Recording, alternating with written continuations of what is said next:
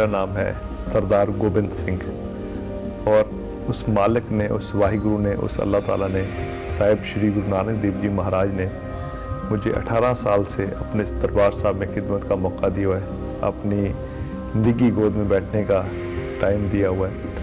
जिस तरह मस्जिद में इमाम साहब होते हैं, मौलवी साहब होते हैं, तो इस तरह मेरी यहाँ पे मजहबी पोस्ट है। मेरा डेजिग्नेशन ग्रंथी है, तो ज्ञानी जी कहा जाता है।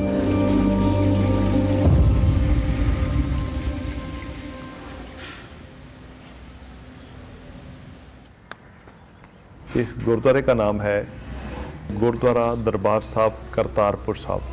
हिस्ट्री के मुताबिक 1521 में बाबा जी श्री गुरु नानक देव जी महाराज, उनकी विलादत 1469 को ननकाना साहब में हुई और 52 साल की ज़िंदगी गुजारने के बाद 1521 में बाबा जी गुरु नानक देव जी महाराज पहली दफ़ा इस मुकाम पे आए। जब बाबा जी यहाँ पे पहुँचे तो उनकी 52 साल की ज़िंदगी गुजर चुकी थी और उनकी बकाया ज़िंदगी के 18 साल थे। तो यहाँ पे आने के बाद बाबा जी ने अपनी ज़िंदगी के जो लास्ट 18 साल थे यहाँ पे गुजारने का फ़ैसला किया, यहाँ पे रहने का फ़ैसला किया। तो फिर बाबा जी ने इस जगह को पहचान देने के लिए इस जगह को करतारपुर साहब का नाम दे दिया।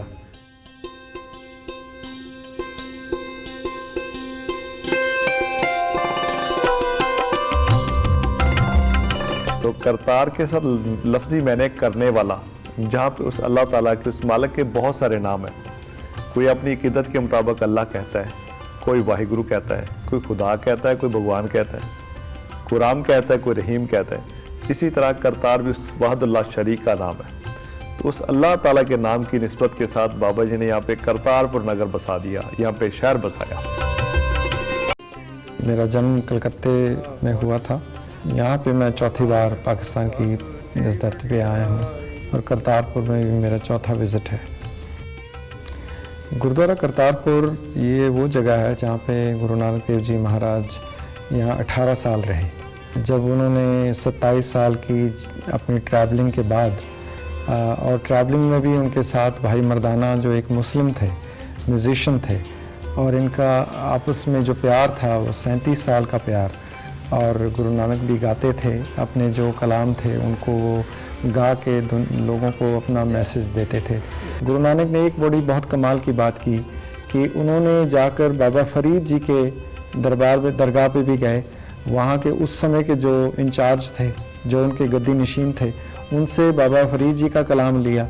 इसी तरह उन्होंने हिंदुओं के कई ऐसी जगहों पे जाके उनका कलाम लेकर एक सब इकट्ठे करके उन्होंने सिखों का जो ये ग्रंथ साहिब है, गुरु ग्रंथ साहिब जिसे हम कहते हैं, उसमें इंक्लूड कर लिया। मतलब कि गुरु नानक अपनी जो कलाम के साथ उन्होंने बाकियों को भी वही स्टेटस दिया। और जब हम उनके पास झुकते हैं गुरु ग्रंथ साहब के सामने, तो हम ना सिर्फ बाबा नानक को नमस्कार कर रहे हैं, हम बाबा फरीद को भी कर रहे हैं और कबीर को भी कर रहे हैं और रविदास को भी कर रहे हैं। ये विजन था गुरु नानक का। इसी ही जगह पे 18 साल पूरे करने के बाद, 70 साल की ज़िंदगी पूरी करने के बाद साहिब श्री गुरु नानक देव जी महाराज यहाँ से रुखसत हुए, दुनिया से रुखसत हुए, अल्लाह ताला के पास चले गए। तो उनके रुखसत होने के टाइम पे इसी ही मुकाम पे मुसलमान भाइयों का और गुरु नानक नाम लेवा जो संगतें थी, उनका आपस में झगड़ा शुरू हो गया। मुस्लिम कहने लगे कि बाबा जी तो हमारे मुसलमान बुजुर्ग थे, हमारे पीर थे, हमारे वली थे, हम इनको अपनी अक़ीदत के मुताबिक इनकी दरगाह बनाएंगे, इनकी मज़ार बनाएंगे, इनकी कब्र बनाएंगे। तो दूसरी तरफ गुरु नानक नाम लेवा जो संगतें थी, जो उनके ज़ायरीन थी, उनका कहना था कि हम बाबा जी की समाधि बनाएंगे। तो ये कैसे मुमकिन था कि बाबा जी ने तो 70 साल की ज़िंदगी लड़ाई झगड़े ख़त्म करने पे लगाई, प्यार का दर्स दिया, इंसानियत की प्रीच की, वंड छकने का हुक्म दिया। तो ये कैसे हो सकता था कि आखिरी टाइम पे फिर झगड़ा रहने देते, ये झगड़े का फैसला ना करते। तो फिर लड़ने वाले लोगों ने बाबा जी से फैसला लेने के लिए, फैसले की बख्शिश लेने के लिए, बाबा जी को देखने के लिए जब चादर उठाई, तो चादर के नीचे साहिब श्री गुरु नानक देव जी महाराज नहीं थे, फूल पड़े हुए थे। लड़ने वाले लोग हैरान हो गए। तो फिर उस चादर और फूलों को दो बराबर हिस्सों में तकसीम किया गया। जो आदि चादर और फूल मुसलमान भाइयों को मिले, उन्होंने अपनी अकीदत के मुताबिक गुरु नानक साहब जी की कब्र बना दी, मज़ार बना दी, और जो गुरु नानक नाम लेवा संगतों को मिले उन्होंने बाबा जी की समाधि बना दी। और इसी ही जगह पे मेरी बैक साइड पे जो आप देख रहे हैं ये बाबा जी की समाधि है।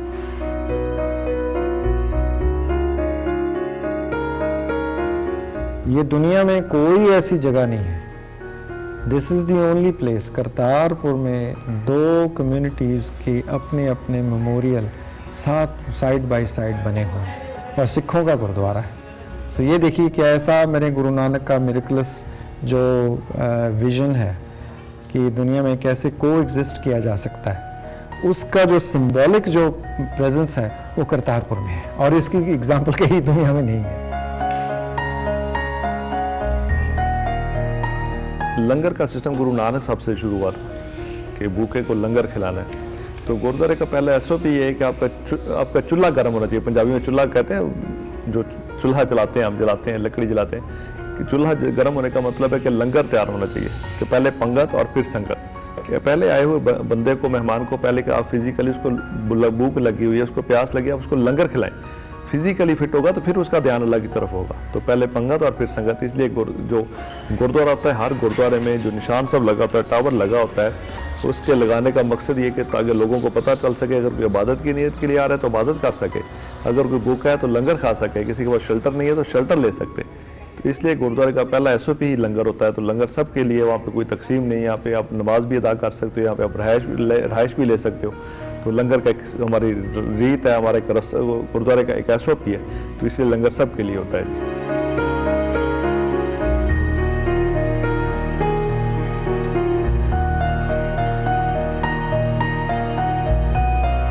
गुरु नानक यहाँ पर 18 साल रहे एक फार्मर के तौर पे, और जो उनके जो फार्म्स थे यहाँ पे, जो उनके खेत थे, उनको पानी इसी खूह से जाता था और उनका घर का भी पानी इसी खूह से लेते थे।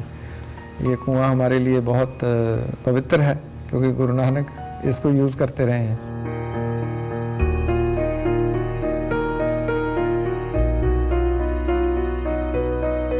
सरदार रमेश सिंह अरोड़ा मेरा नाम है जी, और मैं मेंबर प्रोविंशियल असम्बली पंजाब रहा हूँ पाकिस्तान की तरफ से 2013-2018 में।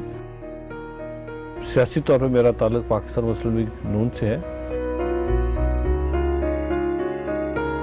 ये जो करतारपुर साहब का ये जो रास्ता है, जिसको पंजाबी में लांगा कहते हैं और कॉरिडोर कहते हैं, इसकी डिमांड तो for last so many years, तकरीबन 25 से 30 साल, इससे भी ज़्यादा लोगों की ख्वाहिश थी, डिमांड थी, पब्लिक प्रेशर था हमारी सिख कम्युनिटी का, चाहे वो भारत के अंदर थी, चाहे वो सिख डायस्पोरा था, चाहे वो पाकिस्तान के अंदर बसने वाली सिख संगत थी, कि भारत से जो सिख यात्री 4.5 किलोमीटर दूर बॉर्डर के ऊपर खड़े होकर दूरबीन से करतारपुर साहब के दर्शन करते हैं और उनके मन में एक आस्था होती है और उनके मन का एक विश्वास है कि किसी दिन ये करतारपुर साहब का रास्ता खुलेगा और वो खुद जाके अपनी आंखों से करतारपुर साहब गुरुद्वारे के दर्शन कर सकेंगे।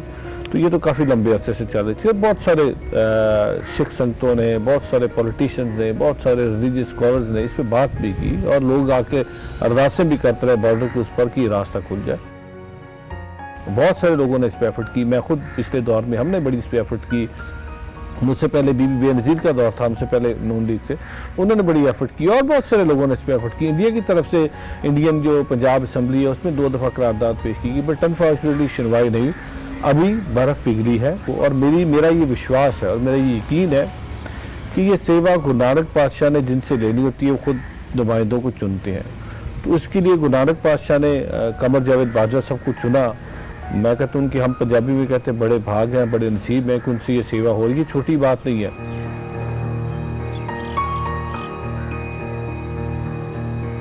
मेरा नाम है करमजीत सिंह। मैं इंडिया में पीछे लुधियाने के पास जगराऊँ शहर से हूँ। बहुत ज़्यादा खुशी है पाकिस्तान में आने की और बहुत ही अच्छा लगा जब से हम आए हैं। दिल को बहुत सुकून है, बहुत सिक्योर फील कर रहे हैं। और हम कहते हैं कि जो लोग कोई अफवाह फैलाते थे वो गलत फैलाते थे।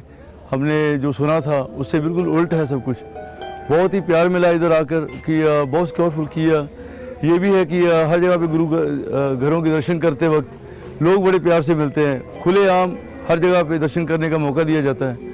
और हम तो यही कहेंगे कि जो अभी बॉर्डर खुलने लगे हैं उसके ऊपर बात आए कि दोनों मुल्कों को हम एक बहुत ही दिल से बधाई देते हैं।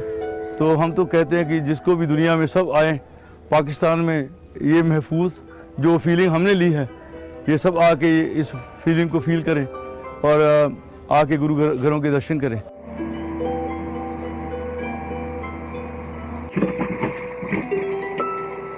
बॉर्डर पाकिस्तान खोल रहा है, भारत नहीं खोल रहा। हमें थोड़ा सा इसको अंडरस्टैंड करने की ज़रूरत है। भारतीय पाकिस्तान के अंदर आ रहे होंगे, तो जब भारतीय पाकिस्तान के अंदर आ रहे हैं तो इस वक्त बॉर्डर से लेके ये जो दरबार साहब का रास्ता, ये तकरीबन 4.5 किलोमीटर है। भारत अपनी तरफ पे क्या करता है, उनकी रोड नेटवर्क है या नहीं है, वो तो भारत आप जानता है ना। तो भारत ने सिर्फ वहाँ पे एक गेट फिक्स करना है और अपने यात्रियों को पाकिस्तान आने के लिए इजाज़त देनी है। अब पाकिस्तान अपना दिल कुशादा कर रहा है, पाकिस्तान इस वक्त इन्वेस्टमेंट भी करने जा रहा है। ये जो 4.5 किलोमीटर का ट्रैक है, इसमें जो अभी इनिशियल डिस्कशन हुई है उसमें भारतीय यात्रियों को 1 दिन का परमिट दिया जाएगा।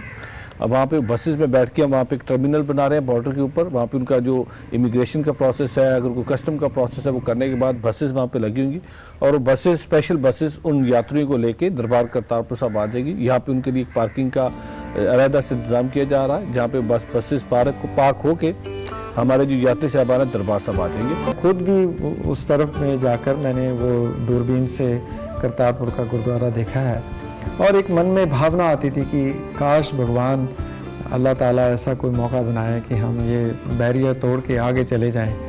लोगों में वहाँ पे इतनी ज़्यादा फीलिंग्स हैं, भावना है कि किस तरह हम उड़ के पहुँच जाएं।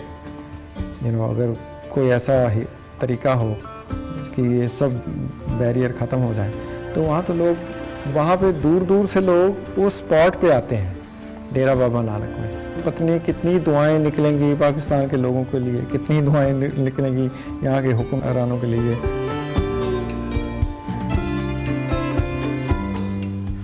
सिख मज़हब की बुनियाद पाकिस्तान है, हमें ये समझना चाहिए और ये पाकिस्तान के लिए बड़ी फ़ख्र की बात है। ये तमाम पाकिस्तानियों के लिए बड़ी फ़ख्र की बात है कि सिख मज़हब की बुनियाद जब पाकिस्तान है तो इसका मतलब है सिख का और पाकिस्तान का रिश्ता नाखन और गोश्त का रिश्ता।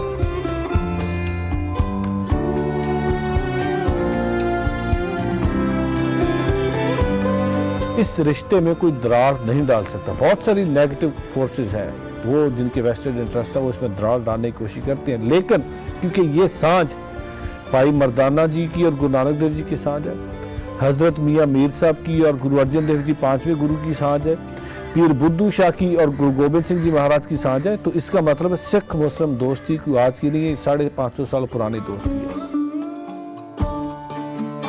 पाकिस्तान में तो सिखों को कोई मसाइल नहीं है कि पाकिस्तान में सिख जो है आज़ाद है।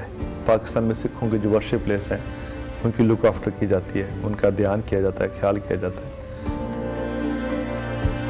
पूरी दुनिया का जो सिख है वो गवर्नमेंट ऑफ पाकिस्तान का और ख़ास करके जो सिखों के हीरो बने हैं, हमारे chief of army staff general Qamar Javed Bajwa साहब का सिख कौम बहुत मशहूर है, तहे दिल से मशहूर है। उनको सलाम पेश करती है कि बाजवा साहब ने सिखों का जो दरीना डिमांड थी, एक मंग थी, तो हमारे लिए तो ये बहुत ही, जैसे कहते हैं ना कि अर्थ शेकिंग इवेंट हुआ है।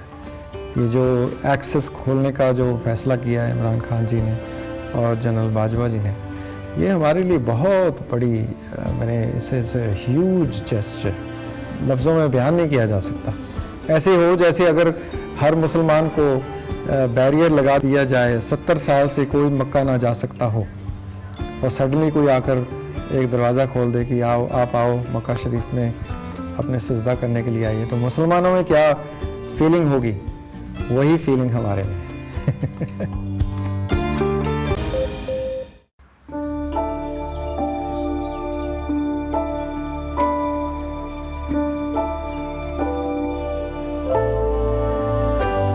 अंजुमन फैज़ुल इस्लाम 1943 में कायम हुई। 1943 में बंगाल में कैद पड़ा, फसादात हुए और बहुत से मुसलमान बच्चे लावारिस हो गए। उस वक्त बड़े सगीर के तमाम मुसलमानों में से जिस एक शख्सियत को उन बच्चों का ख्याल आया वो कायद-ए-आज़म मोहम्मद अली जिन्ना थे। उन्होंने ऑल इंडिया मुस्लिम लीग की तमाम जो डिस्ट्रिक्ट की शाखें थी उनको हिदायत की कि वो अपनी अपनी इस्तिताअत के मुताबिक वहाँ से कुछ बच्चे हासिल करें और उनकी कफालत करें। चुनांचे यहाँ जो डिस्ट्रिक्ट मुस्लिम लीग के जो उस वक्त के अहदेदार थे, उन्होंने ये कोशिशें शुरू की और एक नुमाइंदे के ज़रिए 30 बच्चे बंगाल से हासिल किए गए, लावारिस बच्चे, और उनको यहाँ पर उनके लिए तहफ़्फ़ुज़ का बंदोबस्त किया गया। पहले से एक यतीम खाना कायम था, उसको अंजुमन ने टेक ओवर कर लिया। उस वक्त जो मुस्लिम लीग के ज़ोमार थे, यहाँ जो लीडर थे, उन्होंने मिलकर ये फ़ैसला किया कि हमने जो यतीम खाना टेक ओवर किया है, तो उसमें जो बच्चों के इंतज़ामात हैं उनके लिए ज़रूरी है कि हम एक अदारा बनाएं, एक तंजीम बनाएं जो उनकी कफालत का बाकायदगी से बंदोबस्त करे। चुनांचे फिर अंजुमन फैज़ुल इस्लाम की तश्कील की गई। बाद में 1944 में कायद-ए-आज़म खुद भी उस यतीम खाने में तशरीफ़ लाए, ये देखने के लिए कि जिन बच्चों को यहाँ भेजा गया है उनकी किस तरह उनकी रखवाली हो रही है, उनकी देखभाल किस तरह हो रही है। चुनांचे वो उनके इंतज़ामात से बहुत खुश हुए और उन्होंने अपनी जेब ख़ास से 500 रुपया अंजुमन फैज़ुल इस्लाम को दिया बच्चों की कफालत के लिए। फिर बाद में कायद-ए-आज़म की हमशीरा मोहतरमा फ़ातिमा जिन्ना भी तशरीफ़ लाईं और उन्होंने कहा आकर कि मुझे ये देख कर इंतहाई खुशी हुई है कि मेरे भाई ने जो छोटा सा पौधा लगाया था, अब वो एक तनावर और फलदार दरख्त बन चुका है। उन्होंने अपनी जेब ख़ास से उस वक्त, यानी वो 1962 में तशरीफ़ लाई थी, तो उस वक्त उन्होंने 10,000 रुपया अंजुमन को अतिया दिया।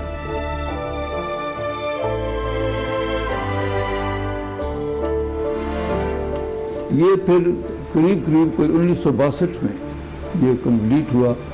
इसमें एक हाई स्कूल है, एक टेक्निकल इंस्टीट्यूट है, फिर एक यतीम खाना है। इस वक्त जो हमारे पास कोई लगभग 1000 के करीब सारे बच्चे हैं जिनकी अंजुमन कफालत कर रही है, और उसमें सबसे बड़ा जो ग्रुप है वो बलूचिस्तान के बच्चों का है। तो ये सारे बच्चे इकट्ठे रहते हैं, आपस में मिलजुल कर खाना खाते हैं, मिलजुल कर खेलते हैं, मिलजुल कर पढ़ते भी हैं। तो इस तरह उनके अंदर एक कौमी शऊर पैदा करने की भी कोशिश की जा रही है।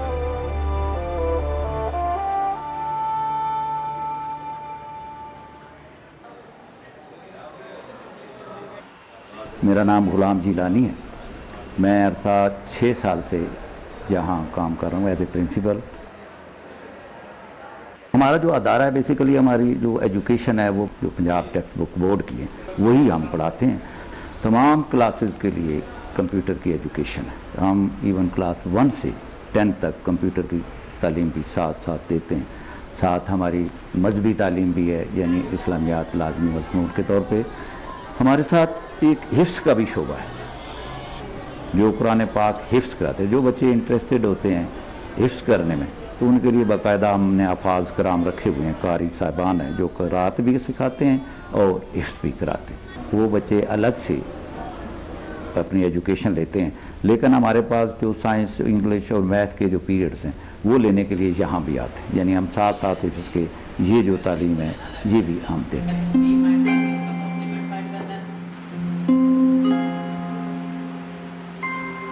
जो प्राइमरी लेवल के और 6-7 तक बच्चे हैं, तो हम उनको स्टोरीज़ के ज़रिए भी एजुकेट करते हैं। यहाँ हम CD प्ले करके, जिसमें जो मॉरल स्टोरीज़ हैं, कुछ एडवेंचरस स्टोरी हैं या बड़े लोगों की कहानियाँ हैं, उनको हम प्ले करते हैं और वो बच्चे उसको सुनते हैं और उससे फिर सबक सीखते हैं।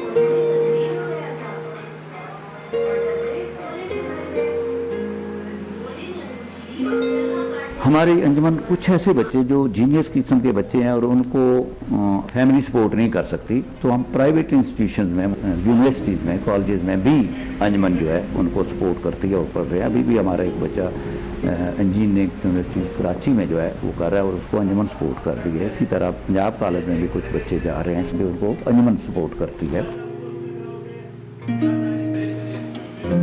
ये बच्चे सिर्फ हमारे लोकल बच्चे नहीं हैं, बल्कि पूरे पाकिस्तान से बच्चे हैं। इसमें मोस्टली हमारे बलूचिस्तान के बच्चे हैं, सिंध के बच्चे हैं, KPK के बच्चे हैं, आज़ाद कश्मीर के बच्चे हैं और पंजाब के बच्चे, यानी थ्रू आउट पाकिस्तान यहाँ बच्चे जो हैं हमारे पास पढ़ रहे हैं। और अंजुमन इनका सब खर्च, यानी खाना तो दे रही है, कपड़े, जूते, बाकी ज़रूरियात की जितनी चीज़ें हैं वो सब कुछ अंजुमन पे करती, किसी को एक पाई भी नहीं अदा करती।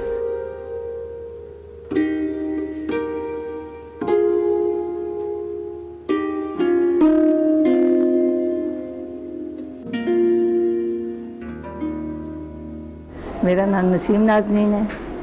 मैं इस अदारे में 1990 से काम कर रही हूँ। तकरीबन 29 साल हो गए हैं मुझे यहाँ काम करते हुए। कहने को तो हम कह सकते हैं कि ये यतीम खाना है, लेकिन असल में ये वाकई बच्चों का अपना घर है, क्योंकि हम अपने बच्चों को हमेशा यही बताते हैं कि जैसे हुज़ूर पाक सल्लल्लाहु अलैहि वसल्लम मुंतखब थे, अल्लाह ताला के पसंदीदा थे, अल्लाह ताला ने स्पेशल उन्हें यतीम पैदा किया था ये बताने के लिए दुनिया को कि कितनी आप अजीम हो। तो हमारे बच्चे भी उस लिहाज से हम उन्हें यही ब्रीफ करते हैं कि आप कितने अजीम हैं, हमारे लिए मुंतखब शुदा बच्चे हैं आप, बाकी लोगों से आप इसलिए मुख्तलिफ हैं कि अल्लाह ने आपको चुना है। और जितने भी हमारे कैंपस है सब में हाईली क्वालिफाइड हमने अमला रखा हुआ है। ये बात नहीं है कि जो प्राइवेट स्कूल FA BA करवा के तो आपको लो सैलरी पे रख लेते हैं। माशाल्लाह यहाँ पे हमने तकरीबन सारा स्टाफ हमारा इस वक्त एमएड है। और जो नर्सरी का आप देख रहे हैं स्टैंडर्ड, माशाल्लाह यहाँ हमने मोंटेसोरी ट्रेनिंग वाली टीचर रखी हुई हैं जो बाकायदा इनको उसी तरह ट्रेनिंग दे रहे हैं जो किसी भी बड़े स्कूल में आप जाएं, इंग्लिश मीडियम स्कूलों में जहाँ दिए जा रहे हैं ट्रेनिंग, उससे बेहतर हम इस वक्त क्वालिटी एजुकेशन जो अगर आप कह सकते हैं वो हम इस वक्त हम अपने बच्चों को प्रोवाइड करते हैं।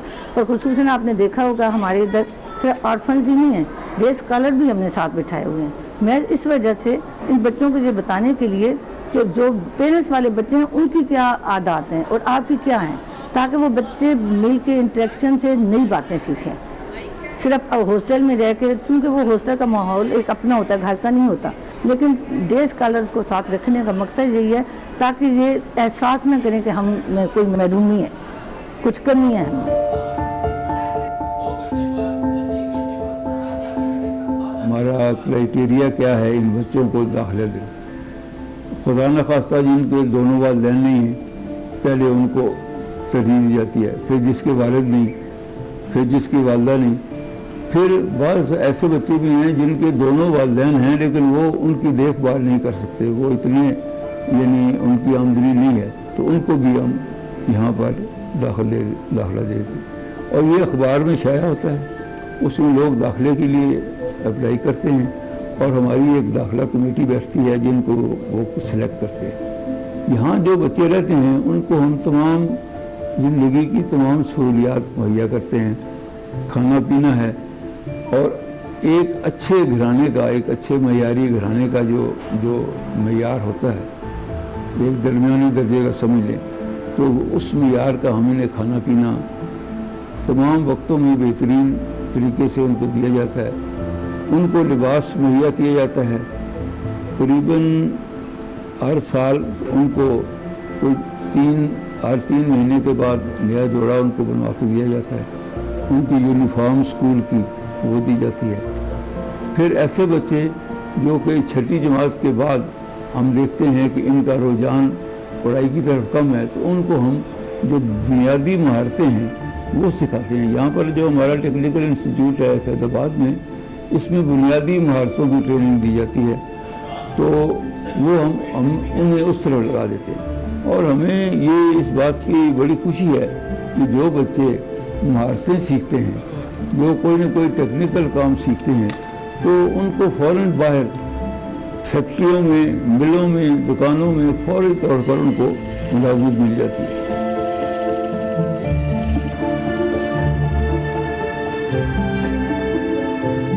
जो हमारी यहाँ पर लाइब्रेरी है जिसको हम फैज़ुल इस्लाम पब्लिक लाइब्रेरी कहते हैं, तो ये भी 1963-64 के करीब हुई थी। और उस वक्त के जो सदर थे आज़ाद कश्मीर सरदार अब्दुल कयूम खान साहब, वो अंजुमन से बहुत वाबस्ता थे। अंजुमन के साथ उनकी बड़ी यानी दिली लगाव था, बल्कि एक किस्म की वो सरपरस्ती भी करते थे। तो इस लाइब्रेरी का इफ्तिताह उन्होंने किया था और अब इसमें लाइब्रेरी में अल्लाह के फजल से तमाम मज़ामीन पर किताबें हैं, ख़ास तौर पर जो तकनीकी या फ़नी किताबें हैं, चाहे वो असातिज़ा के लिए हैं, इंजीनियर्स के लिए हैं या और दूसरे शोबों के लिए हैं, वो भी हैं। कि इस वक्त रावलपिंडी में मेरे जहन में नहीं है कि कोई ऐसी पब्लिक लाइब्रेरी हो जिसमें कि लोग जाके किताबें ले सकें, अखबारें पढ़ सकें और जो भी अपनी मालूमात हासिल करना चाहें वो हासिल कर सकें।